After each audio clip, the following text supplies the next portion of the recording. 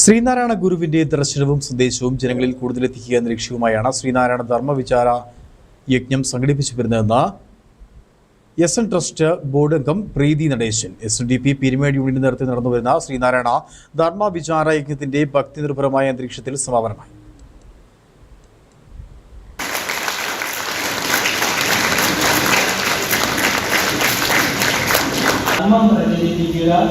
കുടുംബ യൂണിറ്റുകൾ ഉണ്ടാക്കുക, അവിടെ ഓരോ ചെറിയ ചെറിയ യൂണിറ്റുകളിൽ അവിടെയുള്ള പ്രയാസങ്ങൾ മനസ്സിലാക്കിക്കൊണ്ട് അവർക്കുള്ള സഹായങ്ങൾ എത്തിച്ചു കൊടുക്കുക. അപ്പം ഗുരുവിന്റെ ദർശനം എന്ന് പറയുന്നത് ആധ്യാത്മികയും ഭൗതികതയും കൂടെ ചേർന്നതാണ്. അത് രണ്ടും ഒരേപോലെ നിന്നെങ്കിൽ മാത്രമേ നമുക്ക് ഉയർച്ച ഉണ്ടാകുള്ളൂ.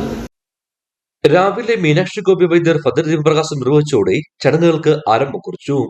തുടർന്ന് ഗുരുപൂജ, മഹാശാന്തി ഹവനം, വിളക്ക് പൂജ എന്നിവ നടന്നു.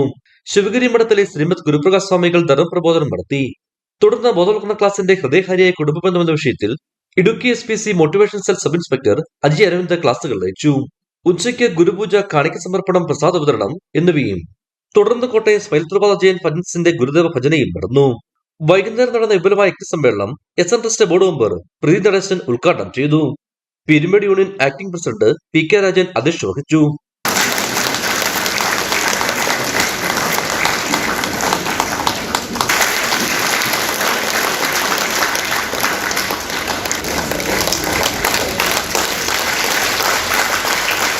യൂണിയൻ സെക്രട്ടറി KP ബിനു സ്വാഗതവും യോഗം കൗൺസിലർ PT മന്മഥൻ മുഖ്യപ്രഭാഷണവും നടത്തി.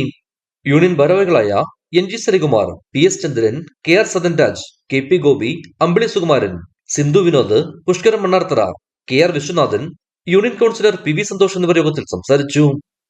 ഇടുക്കി വിഷൻ, കുമളി.